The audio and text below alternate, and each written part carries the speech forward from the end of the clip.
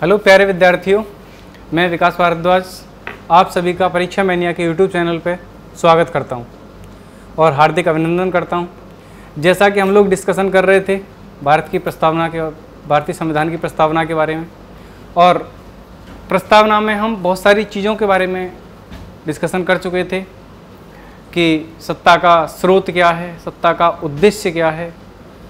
ठीक है, तो अब हम इसी बात को थोड़ा सा आगे बढ़ाते हैं और डिस्कशन करते हैं अगली बातों पे। तो प्यारे विद्यार्थियों,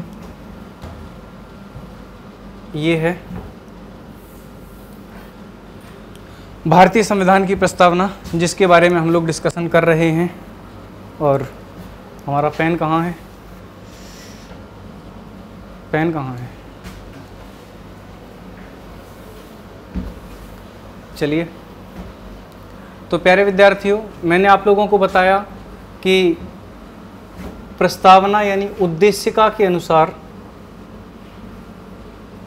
हाँ जी, प्रस्तावना यानी उद्देशिका के अनुसार सत्ता का स्रोत क्या है।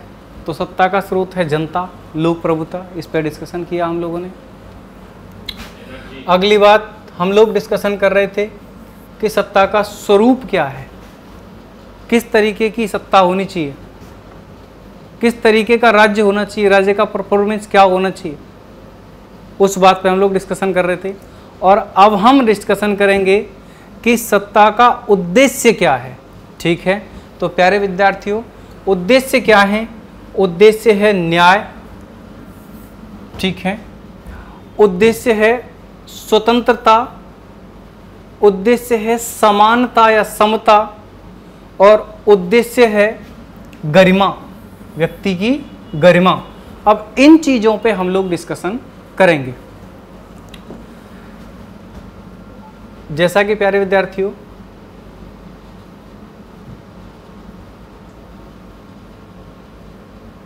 अब समझिएगा थोड़ा सा, हाँ अब समझिएगा थोड़ा सा। मैं बोर्ड को थोड़ा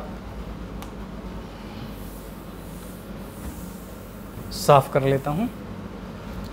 इधर हम लोग डिस्कशन करते हैं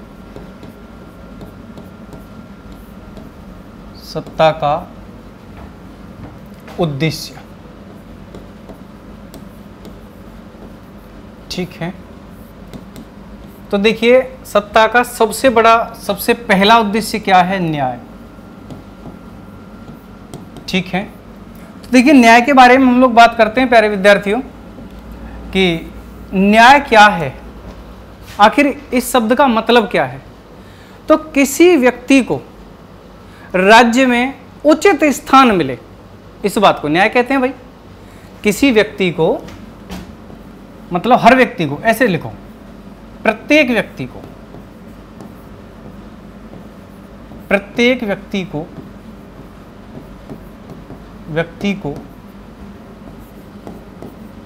राज्य में उचित स्थान मिले, उचित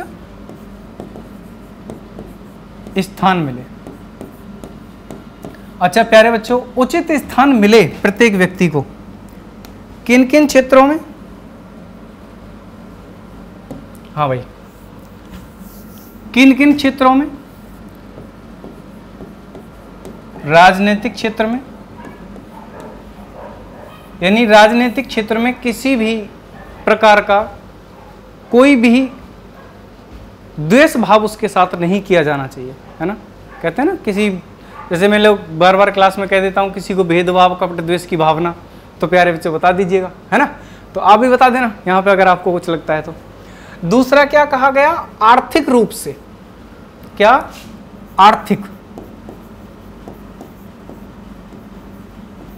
आर्थिक रूप से समान दृष्टि से देखा जाए, उचित स्थान मिले आर्थिक रूप से।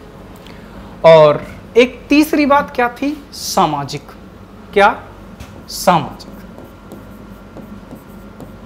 इन चीजों का मैं आपको अर्थ बहुत अच्छे से डिस्कशन कर चुका हूं पिछले क्लास में। आप लोग उसको थोड़ा ध्यान से देखेंगे क्लास को, तो दोबारा से एक बार मैं एक्सप्लेन कर देता हूं अपनी बात को। प्यारे बच्चों, मैंने क्या कहा? न्याय का मतलब है प्रत्येक व्यक्ति को राज्य में उचित स्थान मिले। किन किन क्षेत्रों में? राजनीतिक क्षेत्र में, आर्थिक क्षेत्र में और सामाजिक क्षेत्र में। इतनी बात क्लियर हो गई होगी। देखिए मैं स्पीड इतना स्लो रखता हूं, सभी बच्चों को एकदम बढ़िया से समझ आना चाहिए। अगली बात प्यारे बच्चों, दूसरी बात क्या है? दूसरी बात है स्वतंत्रता।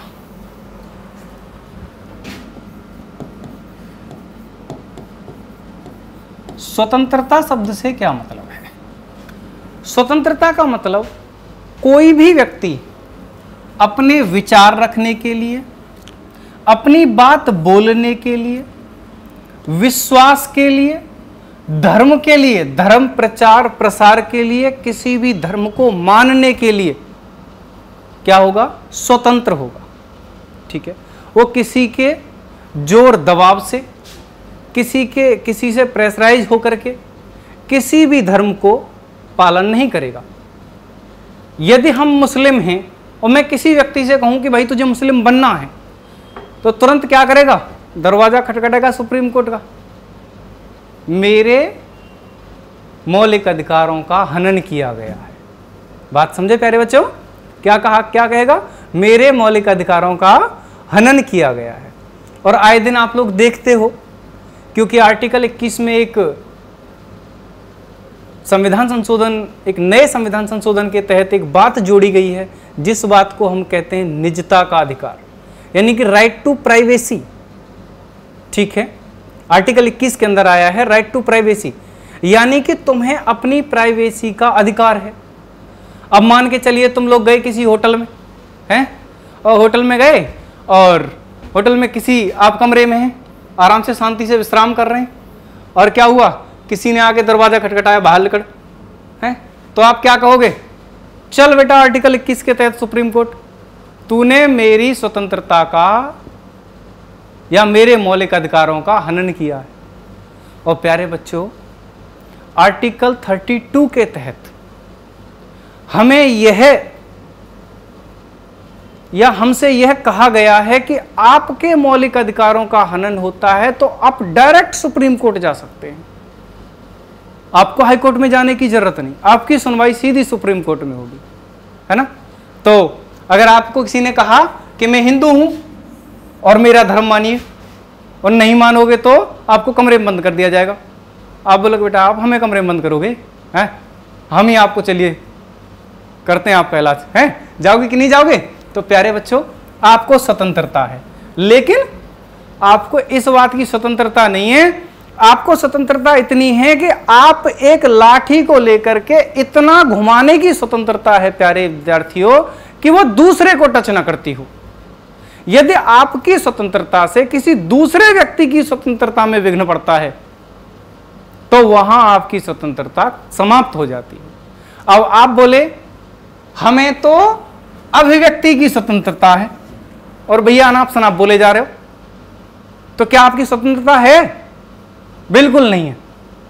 आपकी स्वतंत्रता है बोलने की, किसी को गाली दे दो, हैं, ये स्वतंत्रता थोड़ी नहीं है। क्यों? क्योंकि आपने फिर दूसरे व्यक्ति की स्वतंत्रता को भंग किया। अपनी स्वतंत्रता तो ठीक है, लेकिन वो दूसरा अपनी स्वतंत्रता के लिए आपको क्या करेगा प्यारे बच्चों? सुप्रीम कोर्ट ले जाएगा। आ बेटा तेरी स्वतंत्रता का पूरा करते हैं हिसाब किताब, है, समझे कि नहीं? तो प्यारे बच्चों, मेरे हिसाब से स्वतंत्रता आपकी समझ में आई होगी। और स्वतंत्रता हमें किन किन क्षेत्रों में मिलती है? विचार, इस बात को समझना, अभिव्यक्ति, दोनों शब्दों को समझना बहुत अच्छे हैं। अभिव्यक्ति, देखो विचार का मतलब क्या है? देखो विचार एक आंतरिक भावना है, ठीक है। विचार एक आंतरिक भावना है। मेरे मन में कोई आइडिया कूदा, सिम वाला आइडिया नहीं, दूसरा वाला आइडिया है। तो प्यारे बच्चों, मेरे दिमाग में कोई आइडिया कूदा, और उस आइडिया को समाज में रखना या अपनी फैमिली के साथ रखना है। आपके दिमाग में कोई बिजनेस आइडिया आया, आप क्या करोगे? पापा जी को बताओगे कि पापा जी मेरे दिमाग में ये आइडिया आ रहा है। तो वो जो आपने प्रस्तुत किया, उस बात को कहते हैं अभिव्यक्ति, और जो तुम्हारे दिमाग में आया उस बात को कहते हैं प्यारे बच्चों विचार। यानी विचार क्या है? आंतरिक, यानी कि हमारे जो मस्तिष्क में जो बात आती है उसे हम विचार कहते हैं। और विचार की स्वतंत्रता है, हम किसी के बारे में सोच सकते हैं और जो बात हमने सोची है उसे समाज में रख सकते हैं। भाई एक बात बताइए, भारतीय संविधान क्या कहता है? भारतीय संविधान आपको सरकार के, सुप्रीम कोर्ट के विपक्ष में बोलने का अधिकार देती है। लेकिन ऐसे थोड़ी ना आप किसी को गाली दे दोगे, ऐसे विचार नहीं लाते हैं दिमाग ना। तो प्यारे विद्यार्थियों, आज की क्लास बहुत इंटरेस्टिंग है, बहुत मजे आएंगे ना। तो क्या कहा मैंने? विचार ऐसे हों जो आपके लिए अच्छे हों और उन्हें समाज में अच्छे तरीके से रखा जाए, उसे कहेंगे प्यारे बच्चों अभिव्यक्ति। विश्वास, आप किसी पे विश्वास कर सकते हैं, कोई व्यक्ति आप पे विश्वास कर सकता है। अगला है धर्म, इस बात को समझना। मैंने अभी आपको बताया धर्म का मतलब क्या है प्यारे बच्चों? धारण करने से। क्या करने से? धारण करने से। नहीं, पिछले क्लास में मैंने यही समझाया ना आप लोगों को कि धर्म से मतलब क्या है? धारण करने से, नहीं ना? धारण करने से। अब मेरा धर्म क्या है ये मैं जानता हूं, आपका धर्म क्या है ये आप जानते हैं। और प्यारे विद्यार्थियों, सबसे इंपॉर्टेंट बात, धर्म की परिभाषा कंडीशन के हिसाब से और व्यक्ति के हिसाब से बदलती है। ठीक है, जिस सिचुएशन में आप खड़े हैं उस सिचुएशन के हिसाब से बदलती है। मैंने पिछले कक्षा में आपको क्या समझाया? मैंने कहा अभी मैं आपके सामने खड़ा हूं तो मेरा धर्म क्या है? एक शिक्षक धर्म है? और मैं यहां माइक लगा के अपने दोस्त से बतियाऊं और मैं कहूं हाँ भाई चाय वाय पी कि नहीं है, मेरा दोस्त आया और क्लास को छोड़ के मैं उसके हालचाल पूछने लगूं, ये धर्म नहीं है। धर्म क्या है प्यारे विद्यार्थियों? धर्म है कि मैं यहां शिक्षक बनकर आया हूं तो मैं शिक्षा का धर्म निभाऊं, जैसा कि प्यारे बच्चों मैं निभा रहा हूं, लेकिन आप नहीं निभा रहे हैं। आपका धर्म है कि वीडियो को लाइक करें, शेयर करें और चैनल को सब्सक्राइब करें। ठीक है, जल्द से जल्द जो विद्यार्थी ये चाहते हैं कि मैं लाइव आऊं, तो प्यारे बच्चों आप चैनल पे 1000 से अधिक सब्सक्राइबर कर दीजिए। मैं चैनल पे लाइव आऊँगा और कंटेंट को और ज़्यादा सुधारने की कोशिश करूँगा, क्योंकि आप मेरे सामने होंगे, आपके कमेंट मेरे सामने होंगे, तो मैं पढ़ रहा हूँगा, आपकी बातों का जवाब दे रहा हूँगा। आपको ये लगेगा कि हाँ मुझे यहाँ ये ज़रूरत है, मैं उसे सही करने की और आपके हिसाब से समझाने की भी कोशिश करूँगा। अभी आप अपने विचारों को कमेंट बॉक्स के थ्रू या मेरे व्हाट्सएप के थ्रू मुझे दे रहे हैं, तो वो चीज़ें मैं सुधारने की कोशिश करता हूँ, लेकिन अगली क्लास में। और यदि आप मेरे सामने होंगे तो मैं तुरंत उन चीज़ों को एक्सप्लेन करने की कोशिश करूँगा, या किसी बच्चे की समझ में नहीं आ रहा है तो मैं उसे दोहराने की कोशिश करूँगा। अभी मुझे ये नहीं पता चल रहा है कि आपके विचार क्या हैं, है ना? तो आपका जो धर्म है आप अपना धर्म निभाइए और मेरा जो धर्म है मैं अपना धर्म निभा रहा हूँ। तो प्यारे विद्यार्थियों, धर्म का मतलब क्या है? धर्म का मतलब है धारण करने से। हमें स्थिति के अनुसार चीज़ों को धारण करना है, यही धर्म है ना? अभी मेरा दोस्त आता है, उससे बोलेंगे भाई थोड़ी देर बैठो मैं क्लास लेता हूँ, मेरे प्यारे बच्चे मेरे से पढ़ रहे हैं। और फिर उसके बाद अब मान के चलिए मेरा दोस्त आया तो मैं उससे ये पूछूँ ना भाई तेरे क्या हाल चाल हैं, या मैं उससे ये पूछूँ ना भाई चाय पीनी है कि नहीं पीनी है, और मैं उससे ये पॉलिटी उसको जाके पढ़ाने लगूँ कि ले बेटा धर्म की स्वतंत्रता, तो क्या कहेगा? रख जेब में धर्म की स्वतंत्रता और हम चलते हैं घर अपने, हैं? तो वहां पे धर्म क्या हो जाएगा? विपक्ष में चला जाएगा, है बच्चों? तो अगली बात, अगला पॉइंट है उपासना। ठीक है, की स्वतंत्रता। उपासना शब्द से मतलब है कि धर्म के अनुयायी, उस धर्म के फॉलोवर्स, उस धर्म को फॉलो करने के तरीके। ठीक है, उस धर्म को फॉलो करने के तरीके। आप हिंदू हैं लेकिन हिंदुत्व की भावना, हिंदू का अनुसरण करना, वो उपासना है आपकी। मेरी बात समझे? मंदिर में जाना है वो उपासना है आपकी, पूजा करना भगवान की वो उपासना है आपकी। आप मुस्लिम हैं तो अल्लाह को अजान लगाना, ठीक है, 5 बार नमाज अदा करना, ये क्या है? आपकी उपासना है। तो प्यारे बच्चों, मुझे लग रहा है कि ये स्वतंत्रता आपकी समझ में अच्छे से आ गई हो। भाई स्वतंत्रता का मतलब क्या है? आप अजान लगा रहे हो, मैं वहां जाके ये तो नहीं कह सकता कि तुम अजान क्यों लगा रहे हो, ठीक है? या कोई बंदा है वो बालकृष्ण की पूजा कर रहा है, मैं उसे ये कहूंगा ना तुझे तो दुर्गा मैया की करनी है, तो क्या कहेगा? आओ सुप्रीम कोर्ट, है उल्लंघन हुआ ना? हाँ, तो प्यारे बच्चों, हमें हस्तक्षेप करने का अधिकार नहीं है, इस बात को ही स्वतंत्रता कहते हैं। जब तक किसी का हस्तक्षेप या किसी के मौलिक अधिकारों का उल्लंघन नहीं होना चाहिए, तो ये बात मेरे हिसाब से आपकी समझ में आ गई होगी, मैं इस बात की उम्मीद करता हूँ। बोलो क्लियर है, साफ है ना, दूसरा वाला साफ नहीं, हाँ क्लियर, कॉन्सेप्ट साफ। अच्छा अगली बात, मैं इस बात को थोड़ा मिटा देता हूँ, धीरे धीरे समझेंगे चीज़ों को, क्योंकि वरना प्रस्तावना थोड़ा पेज बदलूंगा तो ये पेज हट जाएगा। अच्छा देखो, एक प्रतिष्ठा और एक अवसर। अब है बात अगली समानता, समानता या समता है। और समानता किन पक्षों में होनी चाहिए? समानता एक तो प्रतिष्ठा के पक्ष में होनी चाहिए, एक अवसर के पक्ष में होनी चाहिए। प्रतिष्ठा,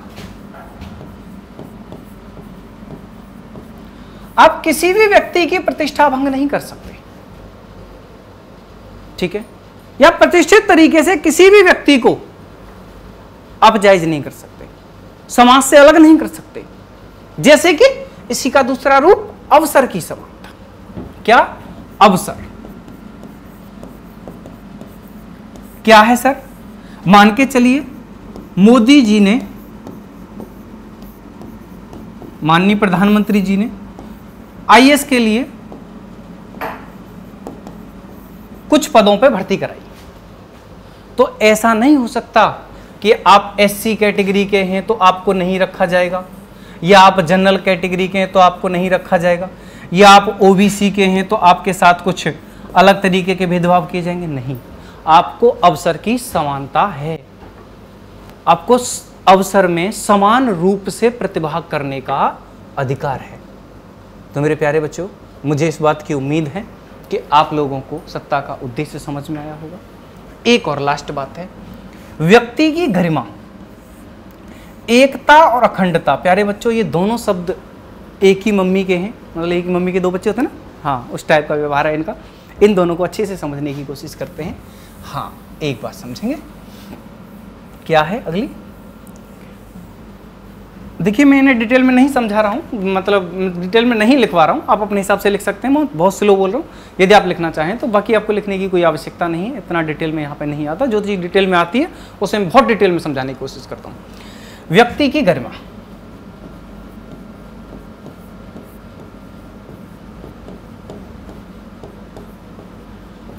हमें व्यक्ति की गरिमा का ध्यान रखना है, ठीक है। राज्य का क्या कर्तव्य है? राज्य का कर्तव्य है कि वो व्यक्ति की गरिमा का ध्यान रखे, ठीक है। तो किस तरीके से? देखिए, एकता और अखंडता,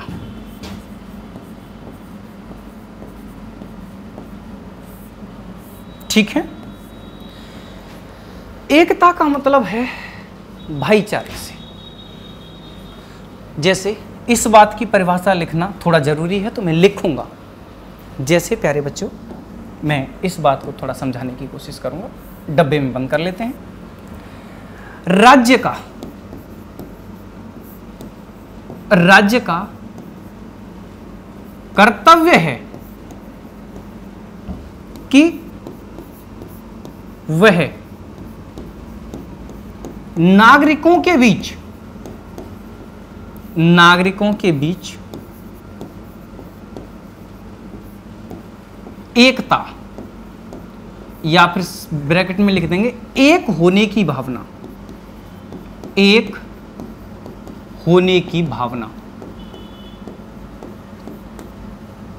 जागृत करे।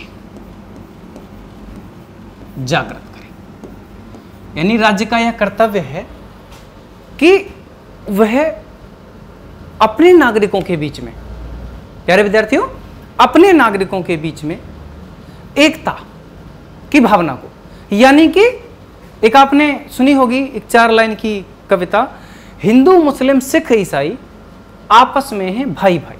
तो राज्य का यह कर्तव्य है कि वह धर्म के, जाति के, लिंग के या मूल वंश के आधार पर किसी व्यक्ति के साथ भेदभाव न करे, उनके अंदर एकता की भावना पैदा करे, कि चाहे हिंदू हो, चाहे मुस्लिम हो, चाहे सिख हो, चाहे ईसाई हो, वो आपस में एकता है। सर मैं राज्य की परिभाषा आर्टिकल 12 में समझाऊंगा डिटेल में। तो मेरे प्यारे बच्चों, हाँ ये राज्य में बार बार कहता रहता हूं, मैं राज्य के बारे में आर्टिकल 12 में समझाऊंगा। और वो इसलिए यदि मैं कहना चाहूं तो देखिए, हमारी केंद्र सरकार, केंद्र विधानमंडल, ये राज्य का अंग है।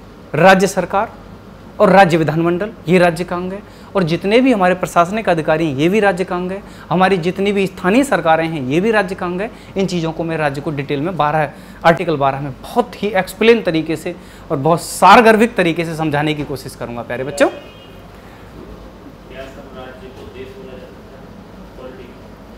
देश शब्द का उल्लेख नहीं है भारतीय संविधान में। देश शब्द का उल्लेख नहीं है भारतीय संविधान में। राष्ट्र कह सकते हैं हम, क्योंकि माननीय सर्वोच्च न्यायालय द्वारा ये बात कही गई है, क्योंकि राष्ट्र नागरिकों का होता है और देश शब्द का कहीं पे कोई उल्लेख नहीं है। राज्य एक क्षेत्र है, एक भौगोलिक क्षेत्र है जहां किसी भी प्रशासनिक व्यवस्था को जनता के लिए लागू किया जाता है, वो भी जनता के द्वारा लागू किया जाता है, जिस तरीके से मैं समझाऊंगा।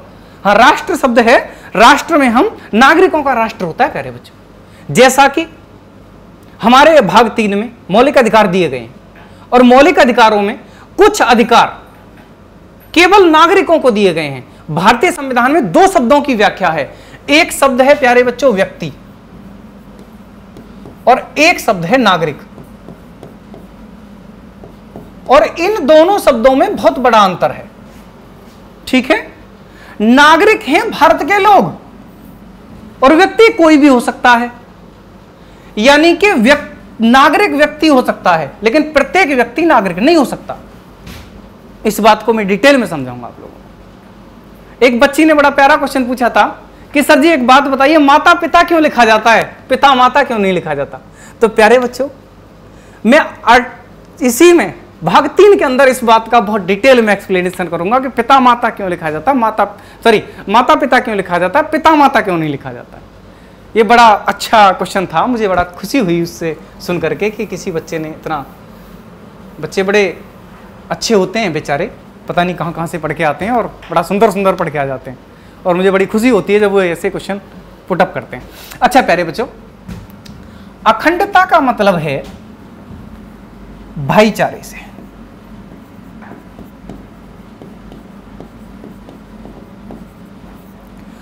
लेकिन वो राज्य के पक्ष में हो।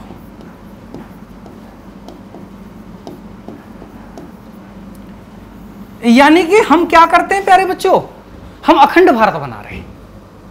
हम क्या कर रहे हैं, हम अखंड भारत बना रहे हैं।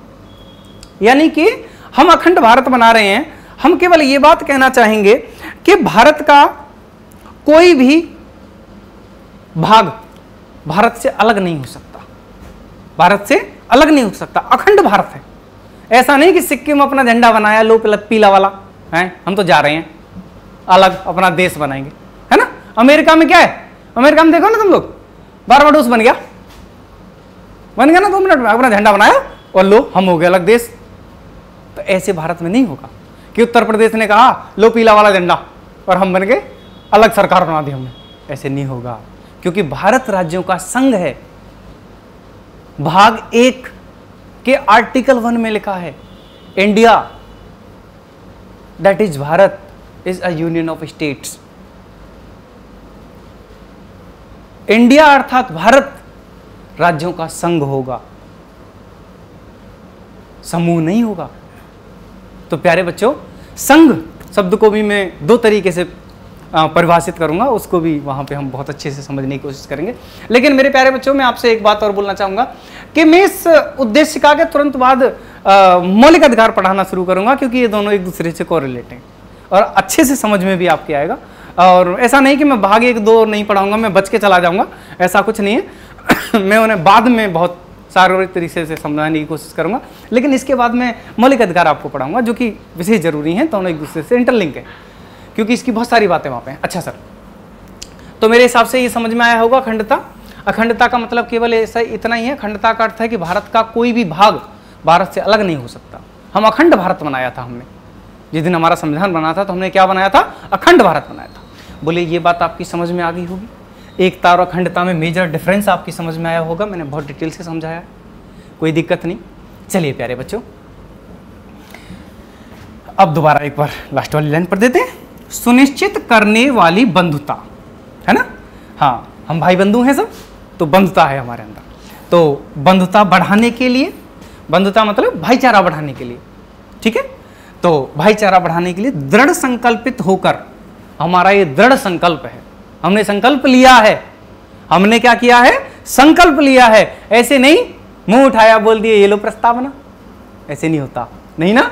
तो प्यारे विद्यार्थियों, दृढ़ संकल्पित होकर इस संविधान सभा में आज तारीख 26 नवंबर 1949 मिति मार्ग शीर्ष शुक्ला सप्तमी संवत 2006 विक्रमी को एतद द्वारा इस संविधान को अंगीकृत करते हैं, अधिनियमित करते हैं और आत्मसमर्पित करते हैं।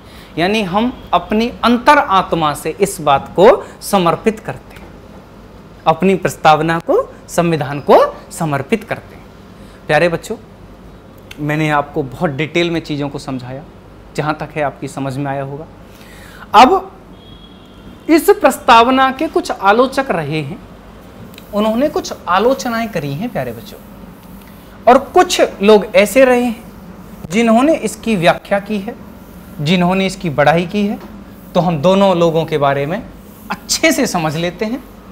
मैं बहुत डिटेल में और बहुत अंदर तक खोदने की कोशिश कर रहा हूँ, जहाँ तक मेरे से हो पा रहा है प्यारे विद्यार्थियों। तो देखिए, आलोचकों ने, बहुत सारे आलोचक हैं, इस बात को याद मत रखना, बस एक इंपॉर्टेंट बात याद रखना, बहुत इंपॉर्टेंट बात है। ये याद मत रखना कि कौन कौन आलोचक हैं, मैं इतने सारे आलोचक लिखवाऊँ और वो आवश्यक भी नहीं है, ना ही कभी पेपर में आए हैं, तो इतना नहीं। देखिए, बस इतना लिखना, आलोचकों ने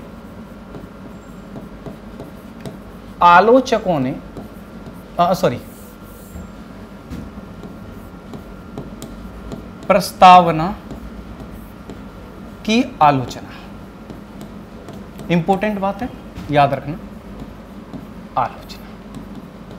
पहला नंबर, आलोचकों ने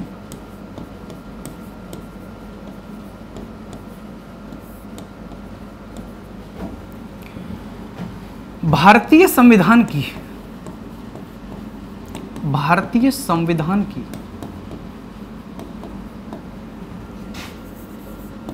प्रस्तावना को दंत विहीन व्याघ्र कहा है। दंत विहीन व्याघ्र कहा है। व्याघ्र कहा है। दंत विहीन व्याघ्र से मतलब समझते हो तुम? एक बाघ है और उसके दांत काट दिए जाएं तो क्या कोई इससे डरेगा? क्या कोई इससे डरेगा? नहीं डरेगा ना।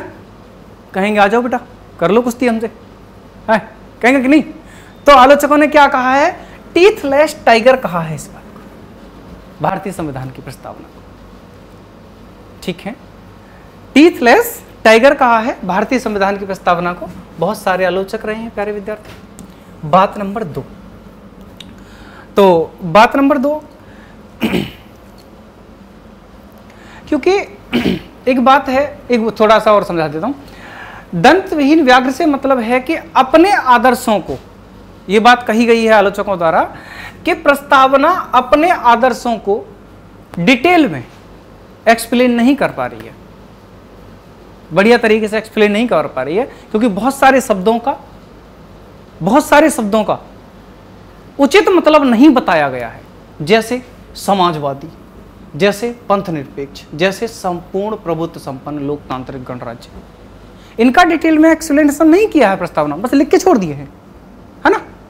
समझे कि नहीं? अपने आदर्शों का संपूर्ण व्याख्या नहीं कर पा रही। तो प्यारे विद्यार्थियों, इसी वजह से क्या कहा कि दंत विहीन व्याघ्र कहा गया। और आप भी जानते हो, हैं तुम लड़ाकू झड़ाकू हो तो क्या होगा? सब तुमसे डरेंगे नहीं डरेंगे? हैं उसका लड़का है, उसकी लड़की है, पता नहीं कितना झगड़ती है, हैं आप सीधे साधे हो तो 2 बात आपको सुना के चले जाएंगे, आप चुपचाप सुन के आ जाओगे ना, अंतर रहता है। तो वही सारी चीजें। बात नंबर 2 प्यारे विद्यार्थियों, एक चीज और कि ये प्रवर्तनीय है। क्या है? प्रवर्तनीय है।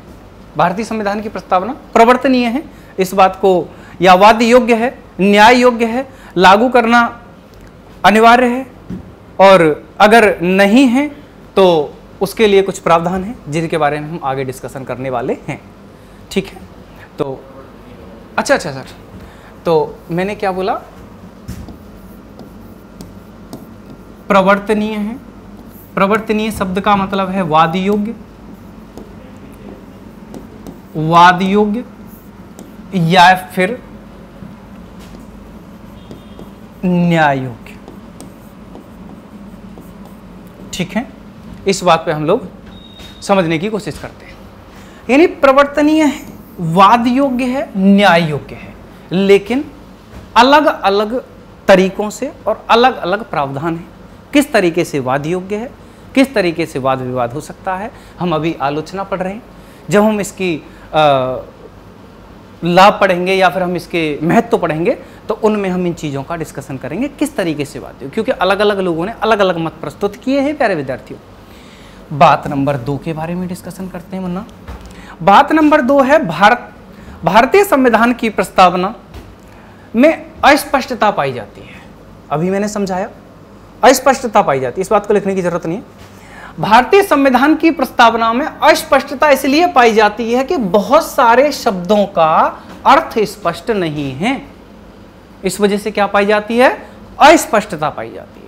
और देखिए 2 ही आलोचना ठीक है, संभव काफी हैं, लेकिन एक बात और अगर आप कहना चाहो तो हम ये बात कह सकते हैं कि भारतीय संविधान की प्रस्तावना में अमौलिकता का अभाव है। ये भी कुछ लोगों ने कहा है कि भारतीय संविधान की प्रस्तावना में मौलिकता का अभाव है। ठीक है, तो मेरे हिसाब से ये आलोचना समझ में आ गई होगी, क्लियर है एकदम। लिख देना मौलिकता का अभाव है, मैं लिख देता हूं मौलिकता का अभाव है। मैं ज्यादातर लिखने की कोशिश करता हूं, कोई चीज अगर नहीं लिखने लायक होती है उसी को मैं नेग्लेक्ट करता हूं। तो चलिए अब हम आगे डिस्कशन करते हैं 2-4 बातों का, क्योंकि अगर हमें कोई निबंध वगैरह लिखना हो तो वो कहता है आलोचनात्मक व्याख्या कीजिए। क्या कहता है प्यारे बच्चों, आलोचनात्मक व्याख्या कीजिए। अब प्रस्तावना के महत्व समझते हैं। देखिए के.एम. मुंशी के अनुसार, के.एम. मुंशी के अनुसार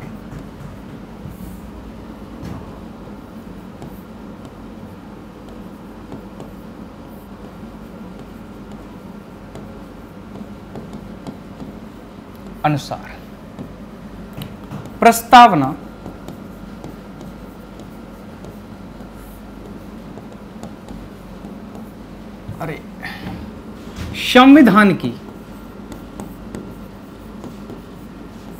संविधान की कुंजी है। प्रस्तावना क्या है, संविधान की कुंजी है। क्या हो, प्रस्तावना संविधान की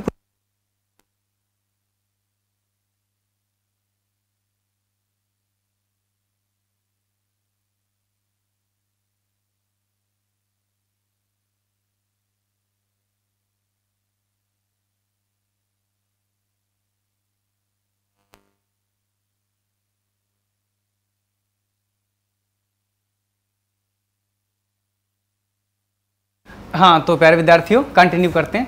देखिए के.एम. मुंशी के अनुसार प्रस्तावना को मैंने क्या लिख दिया, अरे मैंने गलत लिख दिया, थोड़ा मेरा ध्यान भटक गया था, एक बार मिस्टेक हो गया। हाँ, संविधान की प्रस्तावना को संविधान की, एक मिनट मिस्टेक हो गया, संविधान की जन्मपत्री, सॉरी बच्चों एक बार थोड़ा ध्यान देना, क्या कहा गया है, जन्मपत्री कहा गया है, जन्मपत्री कहा गया है। ठीक है, इन्होंने कहा है कि यह संविधान की जन्मपत्री है। हैं तुम लोग, तुम छोटे छोटे जब पैदा हुए थे तो जन्मपत्री बनी थी कि नहीं सभी की? जिन जिन की बनी थी कमेंट में बता दो, ठीक है। और जिनकी नहीं बनी है वो जरूर बताना, उनकी बनवाएंगे फिर परीक्षा में नहीं यहाँ पे, ठीक है। हाँ, योगेश सर से कह के उनके लिए कुछ विशेष प्रावधान किए जाएंगे और उनके लिए एक जन्मपत्री का इनॉग्रेशन करवाया जाएगा, ठीक है। तो प्यारे विद्यार्थियों, एक क्या है, एक जन्मपत्री है। और देखिए नैनी पालकीवाला के अनुसार जो संविधान की जो प्रस्तावना है वो परिचय पत्र है। इस बात को नैनी पालकीवाला के अनुसार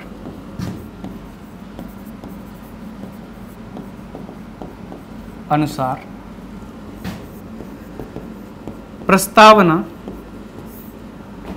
संविधान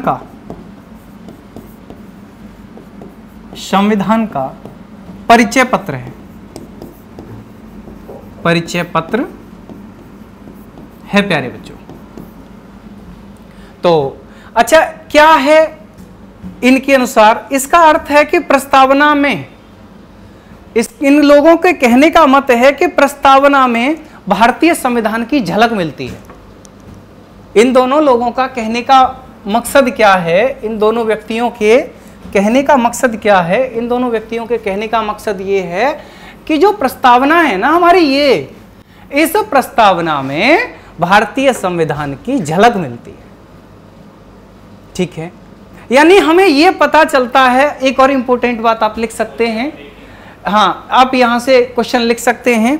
आपसे यह पूछा जाएगा कि कौन दो व्यक्ति हैं जिनके अनुसार यह कहा गया है कि भारतीय संविधान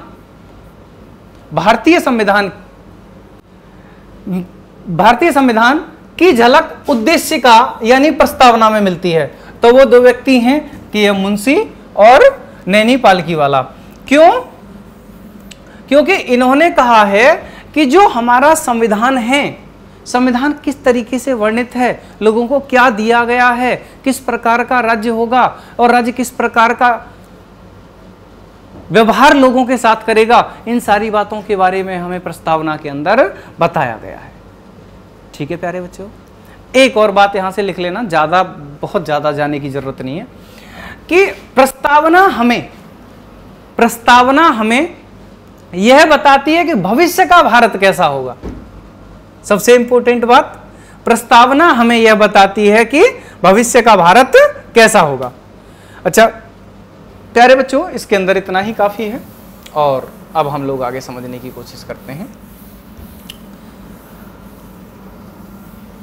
देखिए, अब हम कुछ अपने मत प्रस्तुत करते हैं प्रस्तावना संबंधी मुद्दे। वैसे बहुत सारी हैं, इसके अंदर मैं नहीं पढ़ाऊंगा क्योंकि मुझे इतना अंदर जाने का अधिकार नहीं है कि पॉलिटी में मैं इतना अंदर जाऊं, जो कि हाँ, इतनी आपके लोगों के लिए आवश्यकता नहीं है, क्योंकि ये काफ़ी लेवल है। इतना लेवल है कि आप CGL को भी क्रैक करोगे और उससे ऊपर भी अगर PCS लेवल के एग्जाम में जाओगे तो यहाँ तक की चीज़ें सफिशिएंट हैं, आपके प्रीलिम्स को टच मारेंगे। और जब प्रीलिम्स को टच नहीं मारेंगे, प्रीलिम्स को कवर करेंगे। मैं इतना डिटेल में आप लोगों को पढ़ा रहा हूँ, यदि आप अच्छे से मेहनत कर रहे हैं तो। और वैसे मैं वॉइसली तो बहुत डीपली आपको समझाई देता हूँ, चीज़ों को इतना लिखना भी ठीक नहीं है। अच्छा, प्रस्तावना, कुछ बच्चे मेरे से ये कमेंट करके ना कहें, प्रस्तावना संबंधी मुद्दे।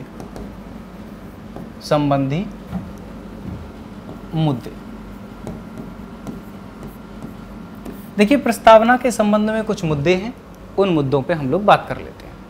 प्यारे बच्चों, कुछ बच्चे अगर ये कहेंगे कि भाई आखिर ऐसा क्यों है, तो कुछ को ये भी पता रहता है कि प्रस्तावना को संविधान की आत्मा किसने कहा था। तो आप बता सकते हैं कि ठाकुर भार्गव दास के अनुसार भारतीय संविधान की प्रस्तावना को आत्मा कहा गया है। इस बात को आप लिख सकते हैं, ये ज़्यादा डिटेल में जाने की कोई आवश्यकता नहीं है। नेक्स्ट प्यारे बच्चों, इसमें दो मुद्दे हैं, नंबर 1 और नंबर 2। पहला मुद्दा क्या है कि प्रस्तावना, इसको अच्छे से समझेंगे, प्रस्तावना संविधान का भाग है या नहीं, एक विवाद। सबसे पहला मुद्दा क्या है कि प्रस्तावना संविधान का भाग है या नहीं। दूसरा मुद्दा, प्रस्तावना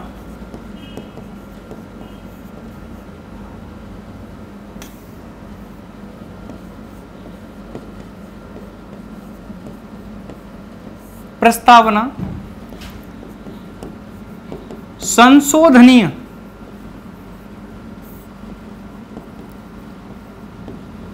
है या नहीं। देखिए, दो बातें हैं प्यारे बच्चों, ठीक है। एक बात और मैं बता देता हूं संशोधन की प्रक्रिया आर्टिकल 368 के अनुसार है। बस इतना सा याद रखना, इसमें संशोधन की प्रक्रिया दी गई है। इससे ज़्यादा में जब आर्टिकल 368 को डिटेल में पोस्टमार्टम करेंगे तो समझा देंगे। अभी फिलहाल में इतना समझ लेना, 368 के अंतर्गत संशोधन की प्रक्रिया दी गई है। क्योंकि कुछ चीज़ों को छुपाना नहीं चाहिए, जो चीज़ जहाँ बताने लायक है प्यारे बच्चों वो वहीं बतानी चाहिए। तो सबसे पहली बात हमारे पास निकल के आती है प्यारे बच्चों कि प्रस्तावना संविधान का भाग है या नहीं। माननीय सुप्रीम कोर्ट ने क्या कहा? प्रस्तावना संशोधनीय है या नहीं, माननीय सुप्रीम कोर्ट ने क्या कहा। इन दोनों मतों पर हम लोग विचार करते हैं। देखिए वेरूवाड़ी केस आया, इस बात को लिखना मत, समझ लेना। वेरूवाड़ी केस आया 1960 में, 1960 में वेरूवाड़ी केस आया और उसमें माननीय सर्वोच्च न्यायालय ने यह कह दिया कि प्रस्तावना संविधान का भाग नहीं है और उसमें संविधान संशोधन नहीं किया जा सकता। ठीक है। अच्छा प्यारे बच्चों, आपको यह भी पता होना चाहिए कि माननीय सुप्रीम कोर्ट को यह अधिकार है कि वह अपना मत बदल सकता है जी। उन्होंने एक बात बोल दी बेरूवाड़ी केस में। क्या बोल दिया? बेरूवाड़ी केस में उन्होंने ये बोल दिया कि भाई संविधान की प्रस्तावना संविधान का भाग नहीं है और उसमें संविधान संशोधन नहीं किया जा सकता। लिख देता हूं, बेरूवाड़ी केस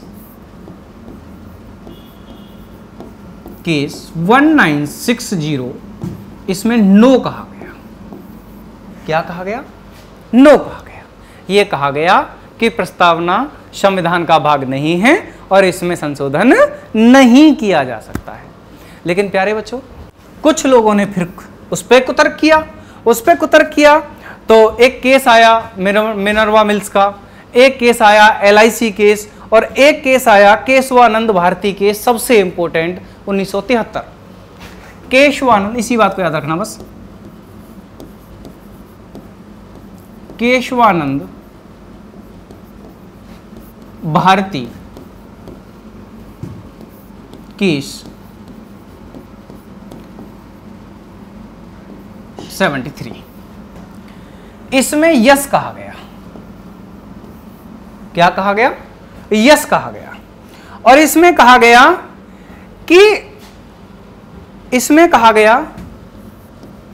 कि प्रस्तावना, कलर चेंज कर लेता हूं मैं एक बार तुम्हें समझाने के लिए, इस वाले से लिख लेते हैं। ठीक है। तो प्यारे बच्चों, इसमें कहा गया प्रस्तावना संशोधनीय है।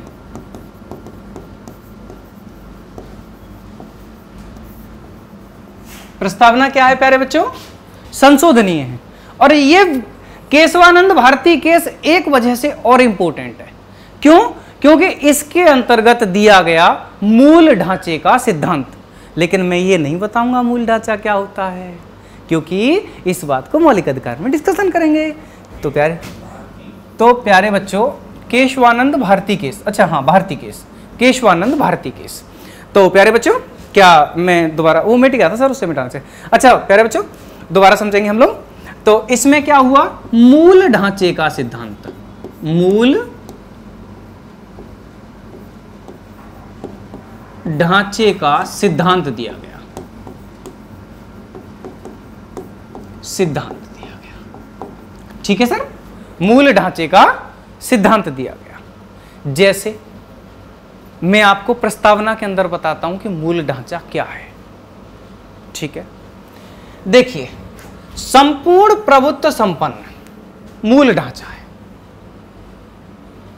पंथ निरपेक्ष मूल ढांचा है, लोकतंत्रात्मक गणराज्य मूल ढांचा है, समाजवादी मूल ढांचा नहीं है। समाजवादी शब्द मूल ढांचा नहीं है प्यारे बच्चों। ये बात समझ में आई? कुछ इस तरीके की विचारधाराएं हैं जो कि मैं एक स्पेशल वे में ये कह सकता हूं कि मूल ढांचा वो शब्द है जो किसी व्यक्ति के विशेष रूप से मौलिक अधिकारों का हनन न करता हो या संविधान की जो अंदरूनी प्रक्रिया है उसे वो भंग ना करता हो, उसे वो भंग ना करता हो। ठीक है, तो इस बात की हम लोग डिस्कशन कर चुके हैं, मूल ढांचा, और बाकी हम लोग ध्यान देंगे। तो ये बात आपकी समझ में आ गई होगी जहाँ तक मेरा विचार है। और इसमें आप लिख सकते हैं एक और LIC केस आया था, इसी के टाइम में एक और LIC केस आया था,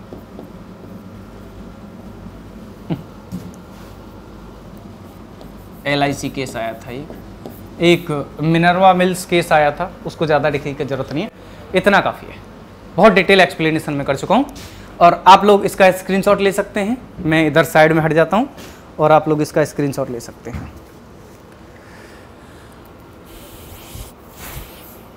आपने स्क्रीनशॉट ले लिया होगा, मुझे इस बात की उम्मीद है। देखिए, जो केशवानंद भारती केस के जो मुद्दे हैं वो आज भी हमें भारतीय संविधान में देखने को मिलते हैं। आप अच्छे से इस बात को देख पा रहे हैं, ठीक है। अगली बात प्यारे बच्चों, मैं इस बात को मिटा देता हूँ। अब हम डिस्कशन करते हैं कि संविधान में एक संशोधन हुआ है और उस संविधान संशोधन के तहत देखना कितने प्यारे प्यारे क्वेश्चन आपके बने हैं। मैं सारे क्वेश्चन वहाँ से बनाऊंगा और मैं आपसे बार बार क्वेश्चन पूछूंगा और आप मुझे जवाब देंगे। आप क्या करेंगे? मुझे जवाब देंगे। देखिए, कहाँ गया वो? एक मिनट रुकिएगा, एक मिनट, थोड़ा सा मैं कुछ ढूंढ रहा था। ठीक है, अब एक बात, केशवानंद भारती केस में कहा गया कि प्रस्तावना संविधान का अंग है, प्रस्तावना संशोधनीय है।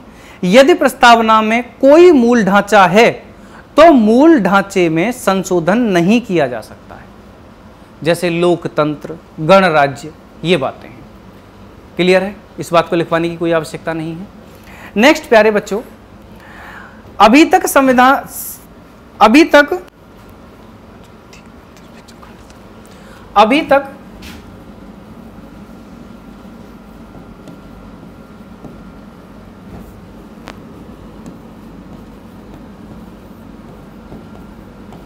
प्रस्तावना में केवल एक बार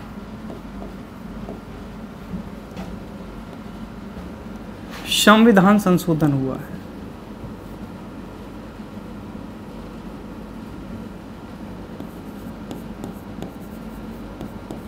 संविधान संशोधन हुआ है। सबसे पहली इंपॉर्टेंट बात, अभी तक एक बार संविधान संशोधन हुआ है, 42वां संविधान संशोधन 1976, जिसके तहत, लिख देता हूं, 42वां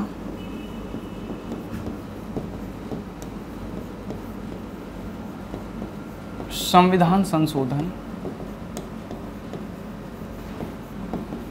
1976, जिसके अनुसार प्रस्तावना में 4 शब्द जोड़े गए। कितने शब्द जोड़े गए? 4 शब्द जोड़े गए। कौन कौन से जोड़े गए सर? 4 शब्द जोड़े गए। कौन कौन से? समाजवादी, पंथ निरपेक्ष और अखंडता। ध्यान से समझना, समाजवादी, पंथ निरपेक्ष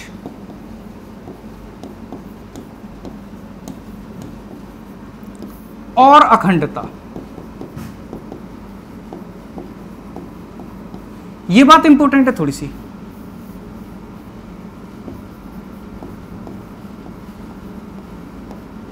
ये बात इंपॉर्टेंट है, पेपर में पूछेगा। सबसे पहला क्वेश्चन मैं थोड़ा बाद में लिखूंगा, पहला क्वेश्चन, अभी तक प्रस्तावना में कितने संशोधन हुए? तो कितने संशोधन हुए? केवल एक बार संशोधन हुआ है। ठीक है। दूसरा क्वेश्चन पूछेगा कि प्रस्तावना में संशोधन कौन से संविधान संशोधन के तहत हुआ है? तो प्यारे बच्चों, 42वें संविधान संशोधन 1976 के तहत हुआ है। ठीक है। तीसरा क्वेश्चन पूछेगा 42वां संविधान संशोधन कब किया गया? तो 1976 में किया गया। तीसरा और सबसे इंपॉर्टेंट क्वेश्चन पूछेगा कि भारतीय संविधान की प्रस्तावना में कितने शब्द जोड़े गए?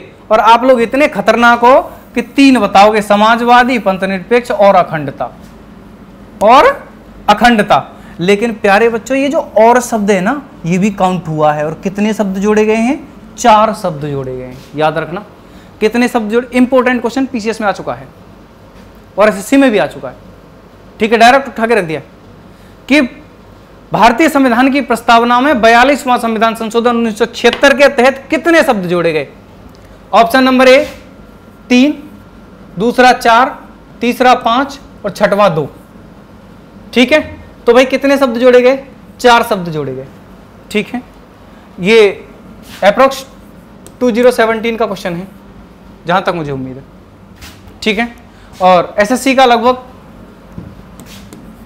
290 एंड 220 का क्वेश्चन है।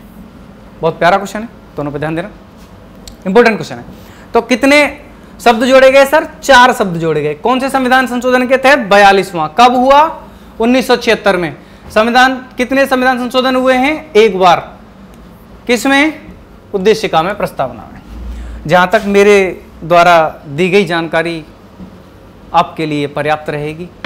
मैंने बहुत डिटेल में प्रस्तावना को आपको समझाया, और मैं ये उम्मीद करूंगा कि जो भी मैंने आपको पढ़ाया आपकी समझ आया होगा। और प्यारे विद्यार्थियों, मेरे इन्हीं शब्दों के साथ प्रस्तावना समाप्त होती है, और हम अगला एक चैप्टर शुरू कर रहे हैं जो कि इसी से कोरिलेट करता है, जो है मौलिक अधिकार। आइए डिस्कशन करते हैं, प्यारी प्यारी बातें करते हैं। हैं प्यारे बच्चों, इस बात को हटा देते हैं। ये लो, हटा दिया। अब एक नया पेज निकल के आया। 1 मिनट बच्चों, 1 सेकंड।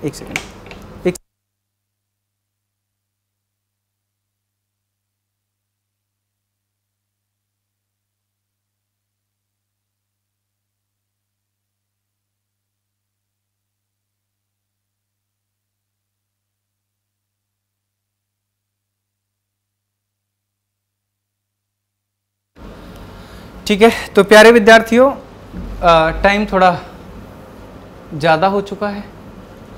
जहाँ तक मैं देख पा रहा हूँ कि 12 बजे, नाइट में 12 बजे हमारी रिकॉर्डिंग चल रही है। तो प्यारे विद्यार्थियों, कम से कम इस बात का थोड़ा सपोर्ट करो भाई।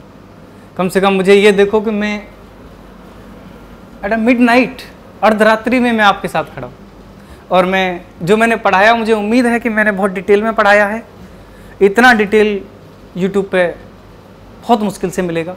अगर किसी मेरे अध्यापक जन ने पढ़ा रखा हो तो मैं नहीं कहता हूँ कि भाई मैं ही भगवान हूँ, लेकिन हाँ इतना है कि मैंने अपनी कोशिश की है कि मैं आपको अपना बेस्ट दे सकूँ, और मैंने अपना बेस्ट दिया है। यदि वीडियो में कुछ आपको लग रहा है कि यहाँ पे कोई त्रुटि या कुछ करने की ज़रूरत है तो आप बेशक से कमेंट में लिख सकते हैं। और भाई लेकिन वीडियो को लाइक, शेयर और सब्सक्राइब चैनल को ज़रूर करें, क्योंकि आपके इससे हमें बहुत ज़्यादा मोटिवेशन मिलता है और टीम को आगे बढ़ने का एक जज्बा मिलता है। क्योंकि देखो, किसी ने बड़ा सुंदर लिखा है कि न तकलीफ न संघर्ष, न तकलीफ न संघर्ष तो क्या खाक मजा है जीने में, बड़े बड़े तूफान थम जाते हैं जब आग लगी हो सीने में। तो प्यारे विद्यार्थियों, जुनून से पढ़िएगा, जोश से पढ़िएगा, और परीक्षा मैनिया आपके साथ है और साथ रहेगा, इस बात का हम वादा करते हैं। और इसी बात पे मैं विदाई लेता हूँ। मुझे सुनने के लिए आपका बहुत बहुत धन्यवाद। धन्यवाद क्लास।